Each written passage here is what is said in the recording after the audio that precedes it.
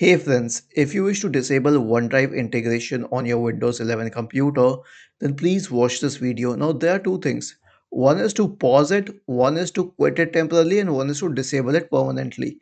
So right click on the OneDrive icon here. Now if you don't find it here, I'll tell you what to do. Click on the upward pointing arrow and you'll find it in this list.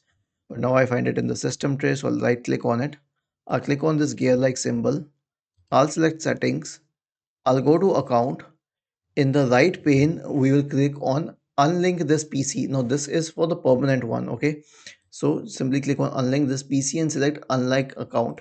But if you want to do it temporarily, then right click on this and then click on the setting symbol, and then you can try pause syncing for a while or quitting OneDrive. So we have all options. You can pause the integration for 24 hours, let's say, or you can disable it permanently, whatever you like as per your requirements. Was this helpful? If yes, then please subscribe to the channel, and if not, then let us know in the comment section of the video on how we could help you further. Thank you for watching this video and have a nice day.